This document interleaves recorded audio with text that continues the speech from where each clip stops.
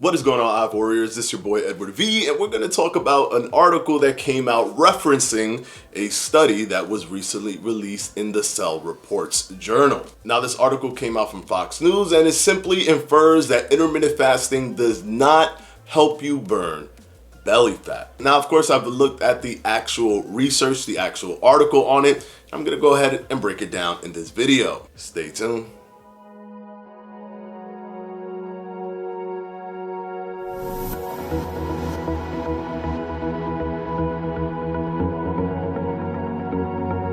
Before we start, I do want to thank the sponsor of this video, Built Bar. Because as I said, the most important thing that's on your plate, especially when it comes to burning body fat, losing weight, is protein, as that carries the highest thermic effect. Almost 30% of the calories that you intake from protein are used to actually metabolize the food. So if you eat 100 calories of protein, your net calorie intake in terms of the calorie balance is actually 70 calories that you don't get from carbohydrates or even fats. Not to mention all of the other applicable effects of protein that help you build muscle and create that lean tissue that helps increase your metabolic rate. And the reason that you cannot go wrong with Built Bar is because they have so many different flavors. They have good protein content, a good fiber content, and they actually taste good, which is the most phenomenal thing if you ask me about a protein bar. They have so many flavors, but this cookies and cream is undoubtedly my favorite. I've tried so many of them. They're all pretty decent. The peanut butter one is really good, but cookies and cream is just where it's at. The link will be down in the description if you want to purchase yours, and don't forget to put the promo code FLEDGE20 so you can get 20% off your order, and you also support this channel. Now let's go ahead and jump right into it. Before we dive fully into this study, there are certain things that you just need to understand. These are some umbrella terms that will come from this study so that you understand what they were doing exactly to determine the belly fat that was being lost. Now, for example, you guys know that you cannot spot reduce. However, there are specific fats that are stored in specific places that can be reduced that have nothing to do with what is called subcutaneous fat, which is under the skin. So here are the terms that you just need to understand so that you understand the study. Subcutaneous fat, which is the fat under the skin, literally right under the skin, which is usually the fat that people are focused on, the one that you can grab and jiggle and move. That's subcutaneous fat. Then we have visceral fat, which is the fat inside of your body, which is the ones that are around your organs. They actually do push your stomach out because all of your vital organs are roughly in that area in the stomach region. Then we have white adipose tissue. So we have subcutaneous fat that are white adipose tissue, and we also have brown adipose tissue. So we also have subcutaneous brown adipose tissue, as well as visceral brown adipose tissue and visceral white adipose tissue. Now, the difference between white fat and brown fat is the white fat has a bigger propensity to be stored and keep itself stored as opposed to burning itself, while the brown adipose tissue has more of a propensity to want to burn. It's kind of primed and ready. It's almost like it's on a slingshot, ready to be burned, while the white adipose tissue has to sometimes go through white adipose browning, which is where it transitions from its white adipose state to a brown adipose state so that it can be burned, because that's the more ready to burn body fat. So there you have it. You have subcutaneous, visceral, white adipose, subcutaneous, white adipose, visceral, brown adipose, subcutaneous, brown adipose, visceral. So what they saw was that the visceral fat, specifically the visceral fat, the white adipose visceral fat, had a 4-fold less propensity to be burned when doing an every other day diet, which was the alternate day fasting diet system.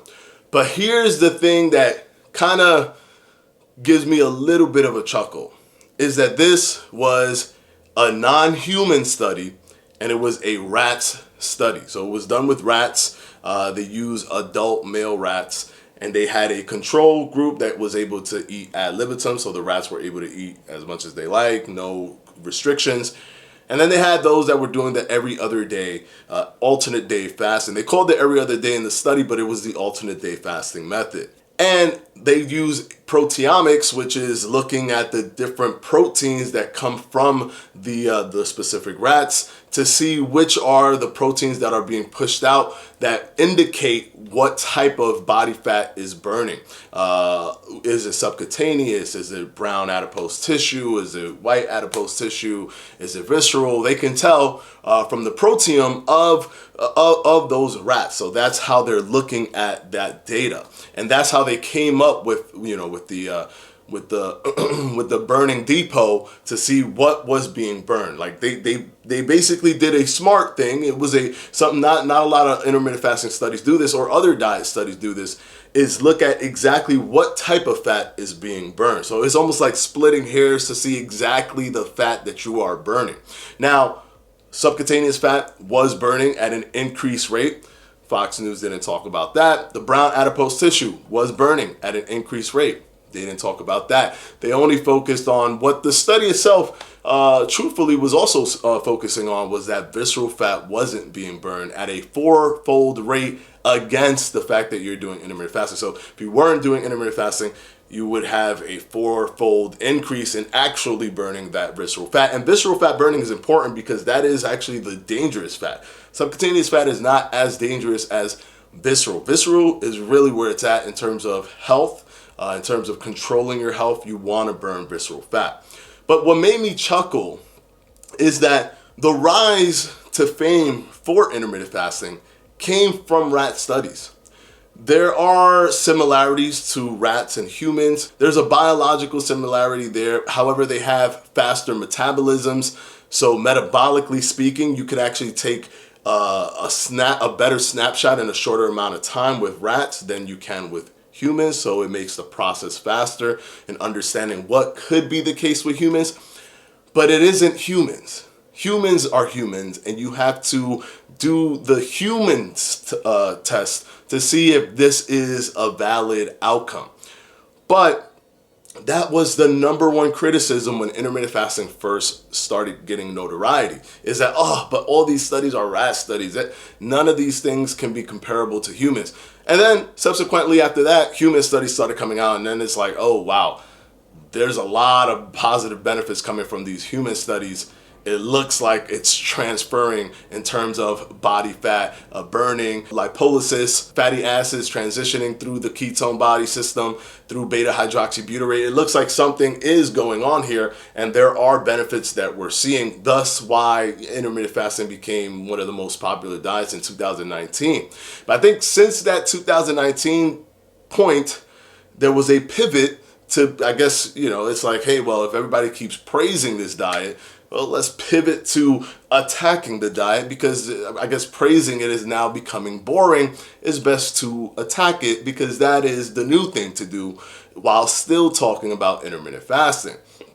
But now they're falling on their own hypocrisy, because the same people, i.e. Fox News or other news outlets, who are touting this study, who are not mentioning that it is a rats study, are also the same people who said you cannot listen to these early findings of intermittent fasting, positive results, because they're done in rats. But when you flip it and the findings are negative, but also done in rats, then it's a cautionary tale of, hey, you might not be burning your visceral fat. So please take everything here with a grain of salt in terms of this study. Yes, the study did show that visceral fat was not burning at an aggressive rate, and decreased its burning when every other day fasting was implemented. But it also shows subcutaneous fat increase its burning, as well as brown adipose tissue and white adipose tissue within subcutaneous fat. So there were still positive benefits there. Also, they used one specific type of fasting system. They did not even test this on caloric restriction. They tested it on ad libitum eating. So you kind of have to look at what happens if somebody just reduces calories, as opposed to what happens if somebody's doing whatever they want. The body might be in a more protective zone if there's a caloric reduction. So we have to see if intermittent fasting is the trigger of this reduced visceral fat burning, or if just reducing calories all on its own is the trigger for this calorie for this visceral fat reduction in its burning. But at the same time, understand that they are not human studies, they are rat studies. The same way they used to tell those who were very gung-ho about intermittent fasting, hey, don't be so gung-ho. They're not human studies, they're rat studies. That same premise falls within the results of this study. So hopefully this video has helped you guys. If you did see that study and you were kind of not understanding what was going on, hopefully this video has helped you understand that. And of course, as always, I want to thank my patrons for my Patreon. I'm going to go ahead and put the names right up here.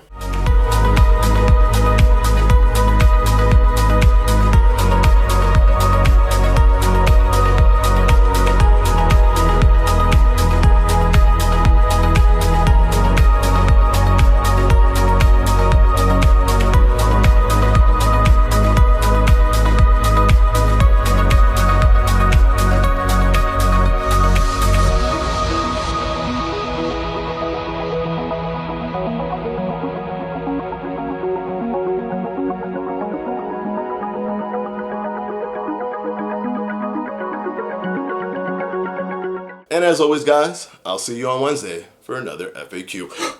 Peace.